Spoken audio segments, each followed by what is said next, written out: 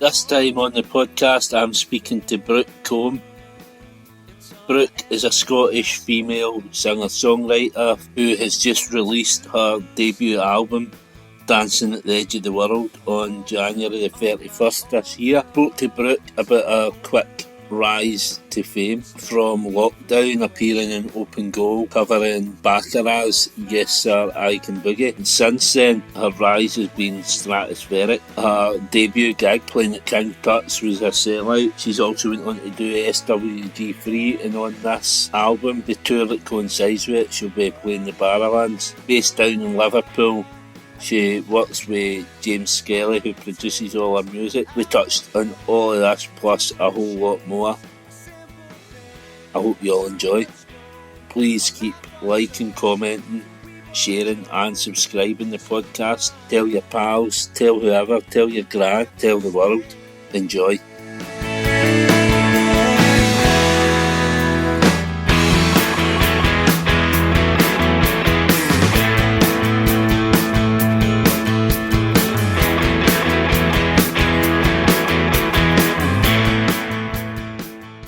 On the podcast this time out, I have Brooke Combe, a Scottish female solo artist who has just released her debut album, Dancing at the Edge of the World. A fantastic album, mature beyond its years, is how I would describe it. What I like to do to start, Brooke, is go right back to kind of your childhood and what life is like, kind of growing up in Dalkeith, I think it was. Sort of. I mean, it's a bit of a mad one for me because when I was 11, my mum and dad split up. So then I was in like a few different areas. So I actually grew up in a place called Walliford, Mm-hmm. which is quite close to another place called Musselburgh. Right. I went to school in Musselburgh and stuff. And then when I was about 11, obviously, they split up. I then also go to high school. So my high school was in Dalkeith, and my dad moved to that area. So it was just like from 11 years old, you know what I mean? That was sort of like my stomping ground. Mm-hmm. Um, but yeah, I don't know, growing up, I loved football, I loved music, and I loved like gaming. And like, I was quite an adventurous kid, so I was just always out the house, basically. Mm-hmm. I listened to you, I think it was a Celtic FC podcast or something, you were All right. talking about your football. What was it, goalkeeper or centre half or something you I, played? I was centre back to start off with. Well, I was probably like a left or a right back, and then I actually got put into the role of a centre back. Right. Um, and apparently I was a lazy centre back, so I got stuck in goals. But to be honest, like I'm quite like big, especially when I was a bit younger, like compared to like the other girls, I was quite like Mm-hmm. tall. So it worked really well, to be honest. And then one accident and I was just like, never again. Yeah, I've had a few goalkeepers, obviously. Andrew Cushion, he played as a Oh, goalkeeper. was he a goalkeeper? Aye, and No. Damon Manchella for Ocean Colour Scene as well. He Oh, was a aye, aye. goalkeeper. So it must be a thing. You playing goals, you're going to have a hit album. Fingers Um, crossed. so musically, then, when did you first start getting into music, and what were your early influences?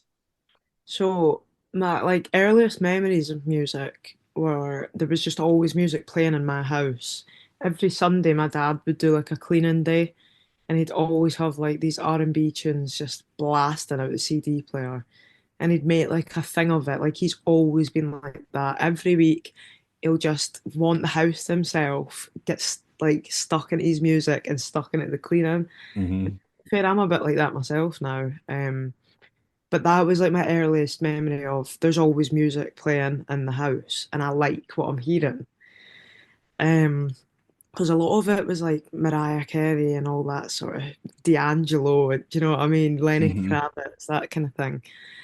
Um, but like instrument wise, I've always just liked to sing, but I didn't know I was a good singer. there was this game on the PlayStation called SingStar, which I always used to play with my mates. Yeah. Specifically, the song "Back to Black" was on it, Amy Winehouse, and there was a few other belters to be fair, but I remember being like, "I'm good at this one." So that was sort of like age, I don't know, maybe like 8, 9. Mm-hmm. And I've always just, my mum's like had keyboards around the house and stuff. She's terrible at playing. Like, she can play that one song from the movie Big with Tom Hanks. She plays that all the time. And What's I that, chopsticks or something like chopsticks, that's the one. That's the that? one. That was like my first thing I've ever learned on piano. And I sort of just picked up. Do you know? I actually can't remember like learning piano. I just feel like I've always played it. Just tinkered around the house and obviously just picked it up. Um, and about the same age, 8, 9, I was doing trombone in primary school. So that was every week as well. Worst instrument to like want to learn ever. And you're lugging it to school every week. It's just not cool. Do you know what I mean? Yeah. So yeah, and then I think just picking up different instruments gradually, you just, I don't know, it just becomes natural to be like, right, I'm going to hone in on one and get Mm-hmm. really good at that. I tried to pick up guitar multiple times over the years and it just wasn't clicking. Like I just physically couldn't move my fingers in that way. And I actually smashed, I was like, fuck it, I can't play anyway. And I remember just taking the opportunity to smash fuck out my guitar. And I felt like a proper rock star. I was like, right, I didn't have the right to do that because I can't even strum a chord. You know what I mean? But I, we got there in the end. And then high school, I just went like, I focused more. You obviously pick your subjects and stuff. And I picked music as like one of the Skive classes. Like, oh, it's easy. And wow, I was wrong, very wrong about that. No skiving in my music class. Yeah. Wait, see when you say about that smashing your guitar, I Mm. had mind watching a video a few years back. You'll probably still get it on YouTube. Um, and obviously you're doing in Liverpool. I'm pretty sure it was a guy from Liverpool. Was it greatest guitarist in the world or something? And it was this guy sitting in his house trying to play this song, and he kept getting to a bit, and he couldn't get it. He fuck up. He smashed up about 6 or 7 guitars. Oh my Um, God. oh, it's classic, man. On My YouTube. boyfriend's seen it. He's like, I've seen that.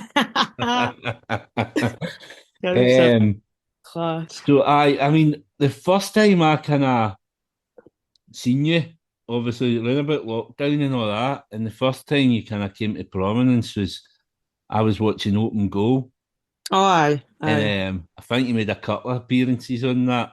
Mm. That, Um, so so how was that? How did you get in touch with them? Did they get in touch with you? What was they got in that? touch with me because I'd covered Yesterday I Can Boogie and Mm-hmm. it went quite viral. So I think Sai reached out and I was, to be honest, I hadn't even heard Open Goal.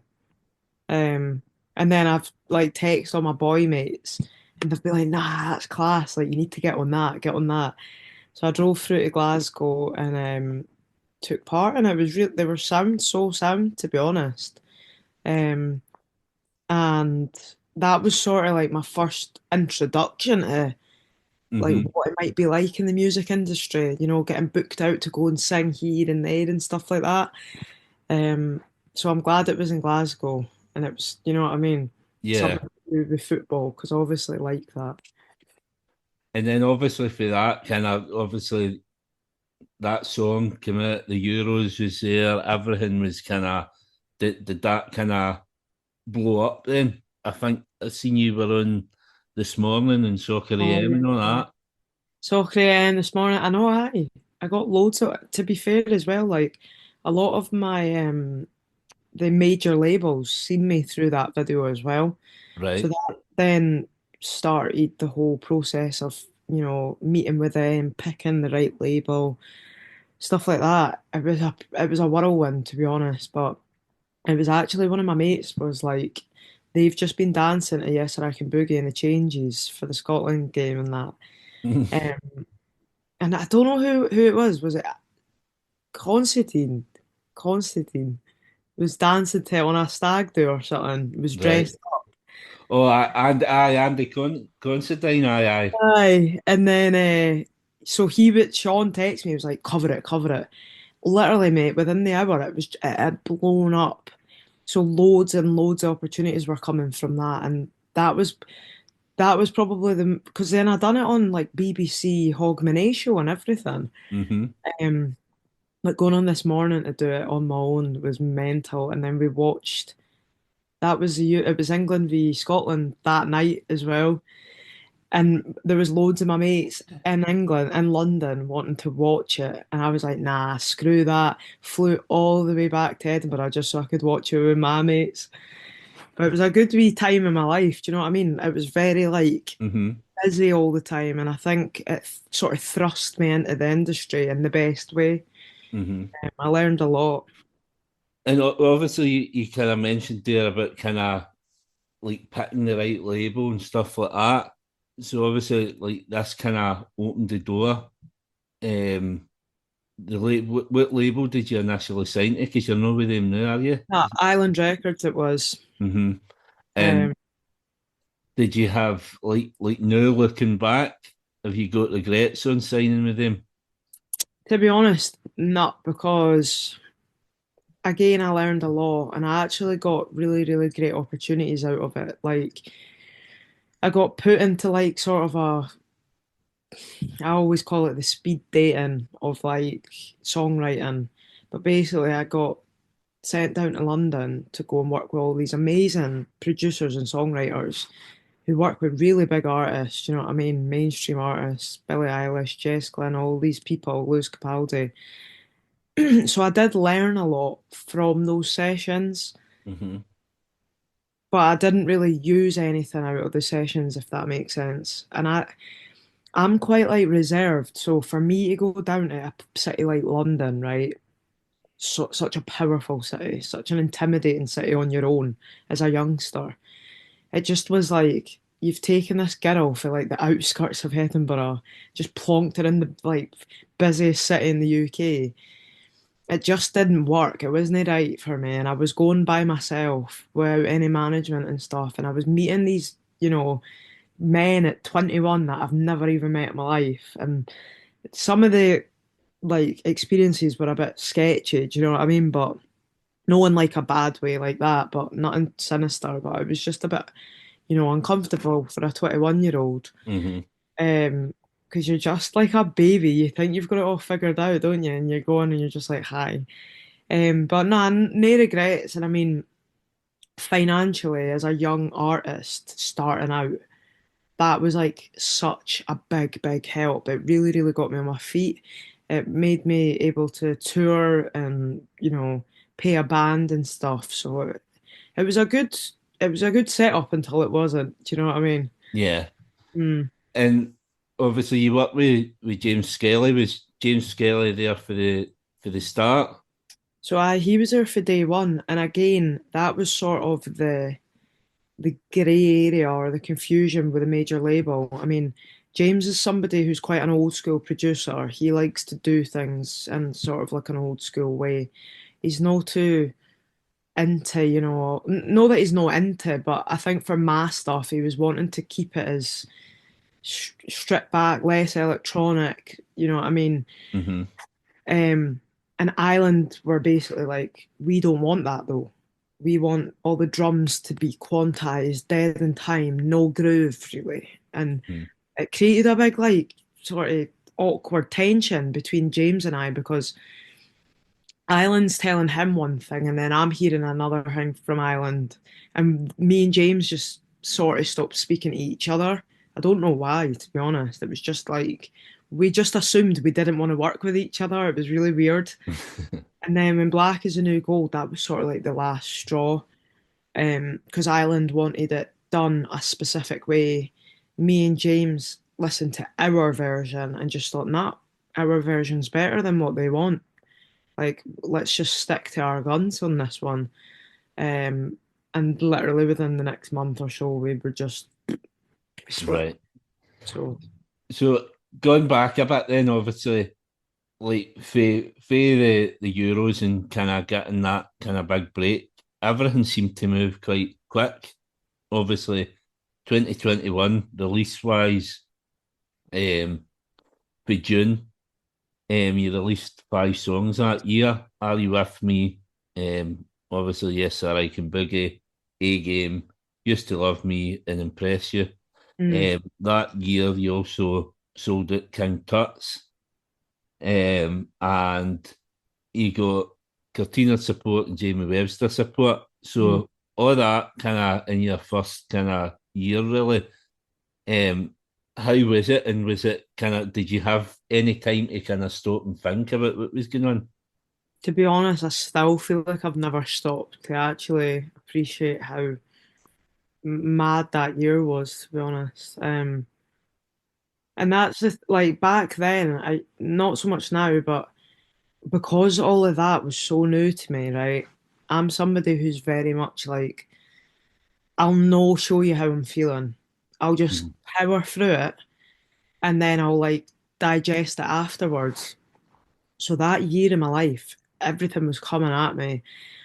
And it goes one of two ways with me. I'll either overthink everything to the point I've talked myself out of it, or I'll just go for it.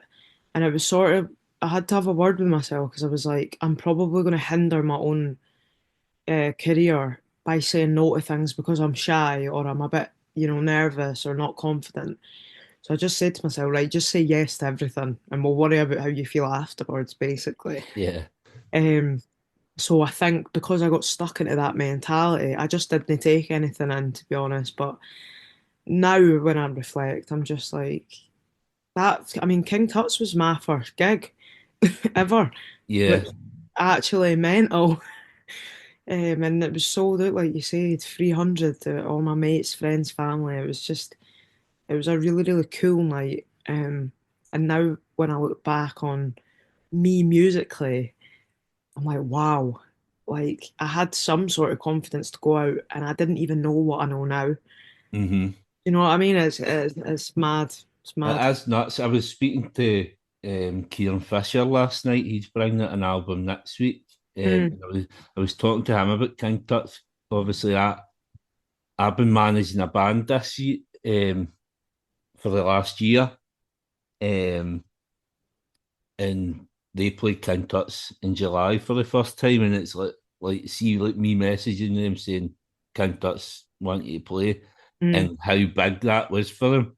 So for you, just kind of getting that as your first gig and you sell it out, it's monumental. I It's think there's something even quite ironic as well about the whole thing because prior to all this happening, we have to remember I actually wasn't that into like live music. hmm Right? I was very much somebody who's just on Apple Music or Spotify and I'd share an album back and forth or whatever.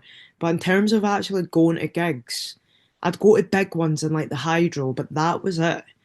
I wasn't like a small venues or music festivals kind of girl. I just have never been had that interest. So for me going into King Tut's, it was hilarious because everybody's like, "Do you understand what this means? Like, this is a iconic venue. Everybody's played in King Tut's." And I'm just like, "Boss, like that's class. Let's go for it." But now I'm like, "Wow, that was really something else." And so did that overshadow kind of like the bigger support shows with like Cortinas and Jamie Webster? Because obviously they were kind of Jamie Webster was blown up. Cortinas are already well Mm, established at that point as well. that's true. Nah, didn't it overshadow anything? It was just like everything was just class at the one time. hmm I mean, yeah, it was a belter. And then the following year, one single released "Miss Me Now." Mm, Um, Miles Kane tour support, Paolo Nutini tour support, and loads of festivals that year as well. hmm Neighbourhood, Glastonbury, Truck Festival, Tramlines, and your first time at Transmit, is that right? Hmm. So was that kind of after releasing so many stuff the first year? Was that always kind of the plan the following year to kind of get out and play more gigs? Therefore, I think management, something I love about my management is they they really, really, really, honestly, as a management and a label, I guess, really like to hone in on the bands and artists' live side of things. And I actually think that's so important for other artists and bands to be aware of because that is probably where you're going to get your exposure and your money. Do you know what I mean? Through merch sales, through ticket sales. We didn't get much through streaming. We can't really rely on that as a good source of income. Do you know what I mean? So Yeah, yeah. for my management to see that and go, right, we've got this young girl. She's released 5 singles or 6 singles by this point, but she's never even gigged past King Tut's and a couple of supports now. Again, let's throw her in this deep end. I mean, that year I must have done every festival under the sun except for Isle of Wight. I remember it so clearly, and that was the right move for me again. Getting all these offers for, Glastonbury, and I'm like saying to myself at home, I have never gigged past last year. What is going on? Like, am I ready for this? And I just told myself, I've been put in this position for a reason. All these opportunities are coming to me for a reason. You either make the most of it or you fuck it up for yourself. Do you know what I mean? Hmm. What do you want to do?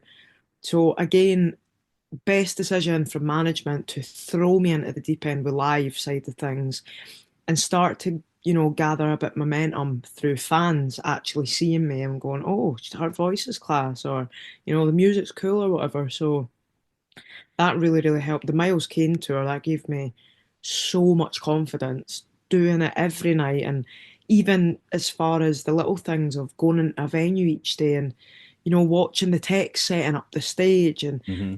how to set up my own amp and guitar and stuff like that. It's just people didn't realize like it's not just a case of coming into the industry, getting up and singing. Oh, it's You're a long day. It's like learning gig a day, lot. all the sound check and all that. It goes on Totally. forever. Hmm. Um, so then the following year, Black is the New Gold came out. Firstly the single, and then it was like a kind of mini album, wasn't it? Aye, the BEP thing. Mm-hmm. And then another single, Praise, came out the end of that year. Mm, That year as well, you went to South by Southwest. mm. What was that like going out there? Again, another opportunity, proper pinch me moment. Went out to Texas, and we never even had a tour manager, mate. It was just me and the band, Mm-hmm. four of us, right? And I'm sitting there like looking at us like, what hope in hell have we got on our own in Texas? But to be fair, like we got this class Airbnb and we I didn't realise this. So a lot of bands go to South by, but they only have like maybe 2 or 3 gigs. Mm-hmm. I didn't realise that's sort of the norm. So when we went out, I mean, we had like 12 gigs that week and it was like some 3 a day and stuff. And when I was telling people, they were like, "That's no normal, by the way." And I was like, "What?" So again, another sort of pinch me moment of let's really make the most of this, guys. And then I actually went to LA right from Texas to go and work on the album that we've just released now. So it's Mm-hmm. been quite a long time in the works, like, but no, it was an amazing. I'd love to go back. Brilliant. And again that year, Cortina support, Jamie Webster support, and then um, you played Glasgow SWG3 as well, so kind of gone up a wee bit in capacity. Mm, And then, as you've mentioned there, obviously that was you working on the album. mm, So obviously last year stuff started coming out towards the second half of the year. Your first single, "Dancing at the Edge of the World," came out.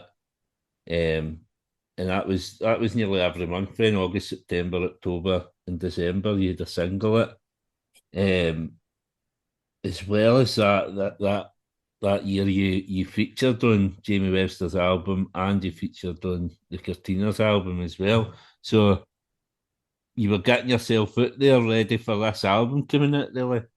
Oh, Um, the album was actually meant to come out in October of right. 2024, and mentally, I think that was my probably my breaking point of I don't think I'm ready to market an album right now and go through an album campaign. In October at the time, I was just no there. Do you know what I mean? And again, it was a case of me sitting down, having a word with myself. To be fair, James Skelly had to phone me a good few times for like an hour at a time and sort of talk me into this. Like, you need to release this album. Like, you're going to lose all momentum if you didn't release it, on the next release date, which was the January. So I sat myself down and I went, right, because I was meant to have a gig in Liverpool bang in the middle of that time as well, between Hmm. October and January. Sat myself down and I went, right, I'm going to take 3 months off to get my head cleared out. I'm going to get back in the gym. I'm going to just mentally get myself back on track and get ready to, come at 2025 full guns blazing. And I feel like that's exactly what I've done. I mean, we start rehearsals tomorrow for the tour, and even the tour, like, it's just so much work, eh? But that's why I needed to be mentally ready to just jump into it. But we were teeing it up nicely, and obviously Jamie Webster and Liam Frey for the Cortiners always had my back. Hmm. Always wanted to get me out there and share their fans with me as much as they can. And I mean, Jamie's song and the Cortiners song, my parts are very, small. They're just backing parts to fill it out. But the fact they've fully put my name on the credits and stuff, like, it's so sound to them. Hmm. What's this the script with the live stuff? Obviously, like you're down in Liverpool, and you get there's Jamie Webster obviously down there, Leanne Downey's down there, obviously yourself. What's the script with the live band? Do you all kind of share that band or I what? think, well, my drummer and Rianne's drummer is the same drummer, which is his brother. So basically, there's this funny thing, the pure Murphy dynasty. There's three of them, right? Mm-hmm. And Matty, I don't know if you've heard of the Lathams. Uh-huh. So the Wee brothers, the bass player in the Lathams, and then Right. Danny, who plays with Jamie Webster guitar, and me, the choral, and Mick Head sometimes, and then Phil, the oldest brother, plays drums for me, Rianne, Mick Head, Bill Ryder Jones. So to some degree, we sort of do, but my drummer just moved to Bermuda last year, so that's sort of why we brought Phil in, and he's great at Mm-hmm. the job, to be fair. But I think Liverpool's different to Liverpool and probably Manchester and London probably just have more musicians, if I'm being totally honest. Like Edinburgh is probably a city that's a little bit more conservatoire um Yeah. musicians, like very classical and stuff like that. For me, I struggled to get a band together in Edinburgh, and that's when Alfie Skelly was just like, "Come down, come to the studio." We like they sort of gave me my band. I mean, Charlie Salt from Blossoms, he plays on everything I do. Right. Sometimes plays live as well with us. But I don't know. It's just there's a bit of energy and an inspiration in these cities musically. Obviously, I mean, you've got Oasis and the Beatles. Yeah. Just, you know, It does feel like that kind of like looking at yourself and Leanne, the both of you to get down there, you look as if you fit in right away and you're tapping into so much musical history as well. It's only going to help you to thrive. 100%, mate. Million percent agree with that. So obviously the album's out. For them that hasn't heard it yet, how would you describe it to them? I would say it is like a modern soul album with northern soul inspirations in there. There's a little bit of psychedelic side of things in there as well, I'd say. And again, like there's still that pop element. There's catchy, bits and bobs throughout. But I'd say this is, a really clear indication of who Brooke Combe is now and where I've developed to because that mixtape Black is New Gold. That was just like loads of different styles of songs just thrown into one so I could get them out my head and Hmm. just give that to the world for now. And you know what I mean?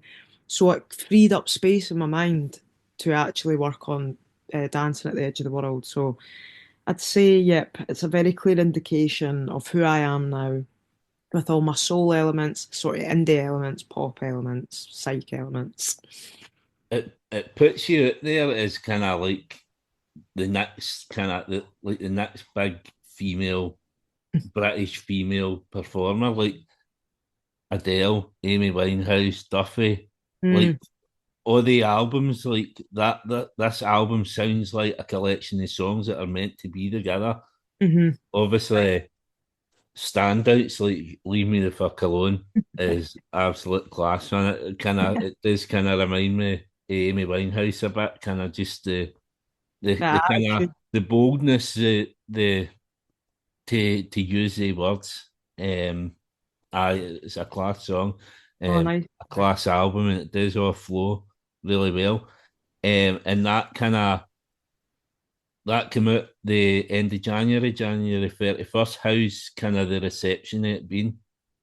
Better, honestly, than I could have imagined. I've honestly not seen one negative thing, which is very, like, you know, unheard of in the day and age of social media. Like, but nah, I've not heard anything bad. Everybody's been loving it. I think we've just done a little in-store tour as well, and to actually get to meet the fans, see Hmm. how they've been feeling, and share some of the stories of what the songs are about.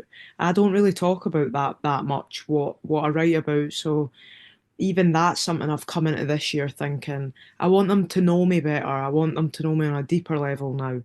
You know what I mean? And feel like they can understand and resonate with me a bit more. So they were loving the little stories I was telling and that. Um, I'm just buzzing to bring it full band now and get cracking with the April tour. Mm. Um, Obviously, I was meant to speak to you a couple of weeks ago.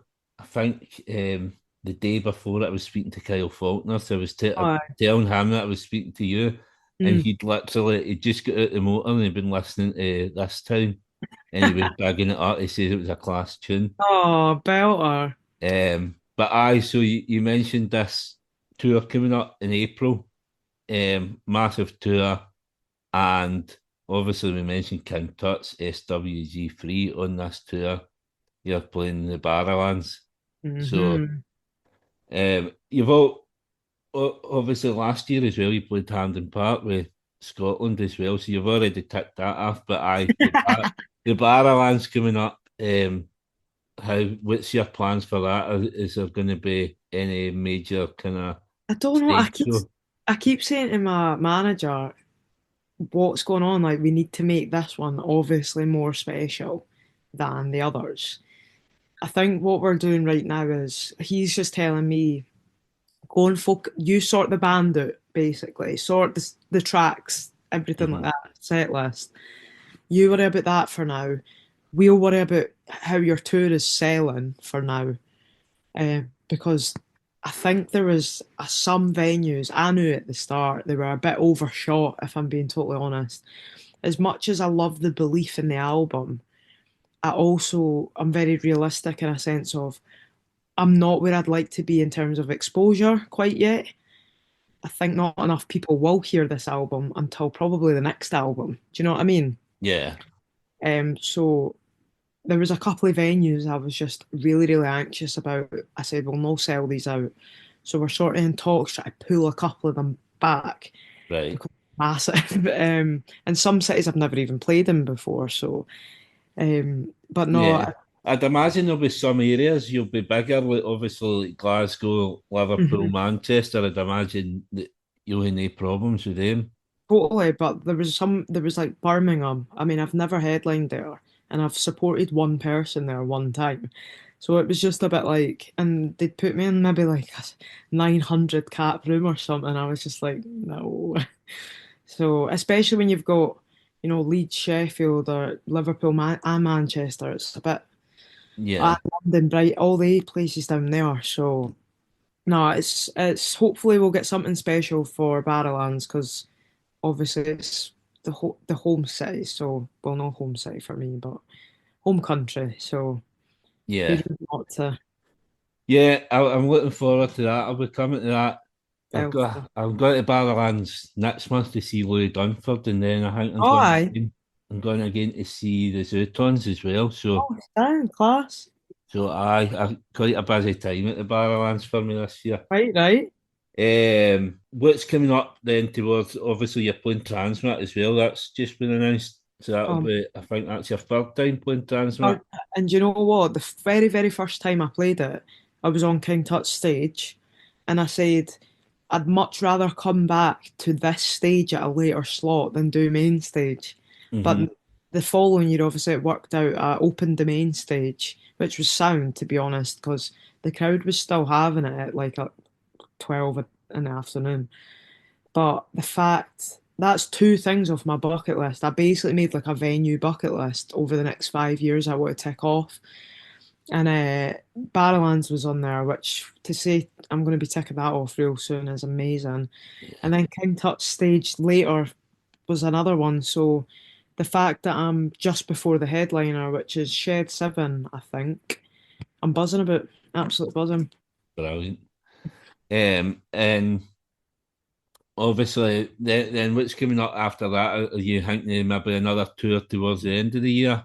I'd Or quite like a wee support tour if I'm being honest, but if that's not going to be the case, because I actually don't know, my diary's pretty dead at the minute.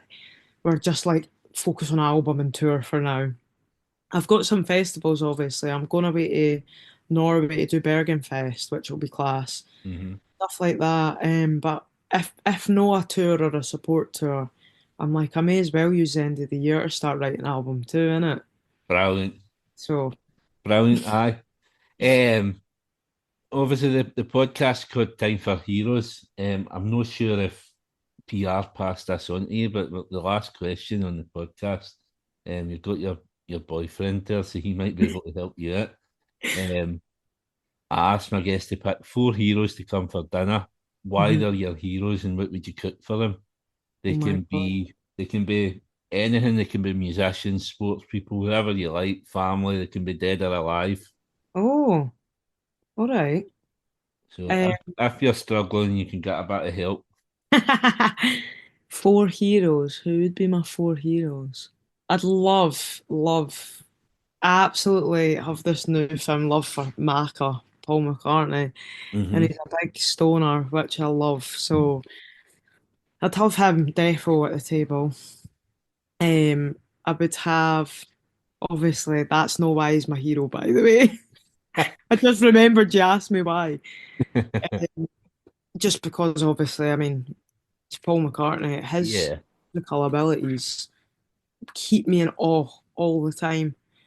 Um, Maybe somebody like I always say a chef, but then it's like they just judge what you were making for tea. Well, the thing with having a chef for this kind of dinner, you could hire him to kind of make the dinner as well. That's That's how I would work my way around that. do you know what? I actually, now that I think about it, didn't really like any of the mainstream chefs, so that's pointless. Right, three more. This I can do this easy.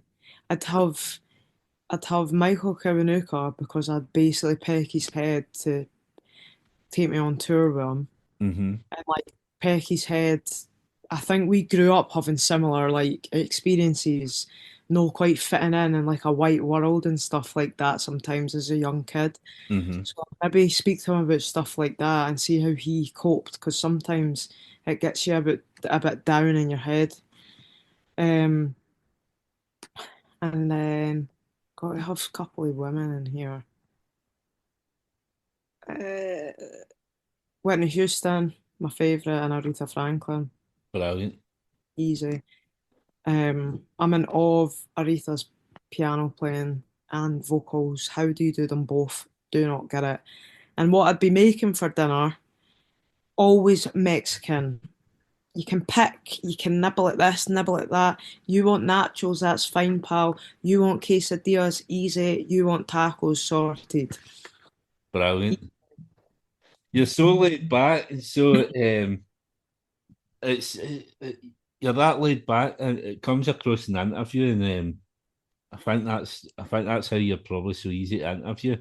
So Um, many people say that genuinely. it just feels like sitting with a mate having a I laugher. I'm gutted you never picked Arthur Boric or somebody like that. I thought that your goalkeeping well, see, prowess you would. I would have said somebody. I had a sports person, and I loved Arthur, but he's the reason I wanted to be a goalkeeper. I also that whole squad, when it was kind of like Giorgio Samaras and all of that, or even I'd maybe have Larson sitting with me. Fucking love Larson with his Yeah. dread. Bring him back. Well, when I spoke to Kyle as well, he had a wee story about Chris Sutton, how him and Chris Sutton don't get on. So Oh, really? Do they not? no. Um, Like, that's but fucking. I and just another thing that came for I think it was again for that Celtic podcast. I think you were talking about Everton, your boyfriend's an Mm, Everton fan, aren't you? aye. And you've kind of that Everton connection through that. And I think you were kind of worried about how some Celtic fans would perceive it with the Liverpool thing, but where I'm in Wishaw, and the majority of Celtic fans that I know support Everton. Do they? Aye. I think there's a like Everton supporters club leaves for Glasgow, and it Aye. takes that the 5 or 6 folk I know for Wishy all go to Everton. Mm. Oh, Obviously with the chapel and the ground and stuff like that, uh, and I'm led to believe Liverpool was formed by an Orangeman all these years oh back. well. So, It's just because obviously there's that. There's always been obviously with You'll Never Walk Alone, but there's been that sort of connection. well, that's it. I mean, see my mate that goes to he's a season ticket at Celtic and he goes down to Everton quite a bit. He stands in the concourse. He'll no go up while Never Walk Alone's getting played. Denny, by the way, do you care how funny that is? He's the same. I took him to Celtic Park. I went, you need to experience this stadium.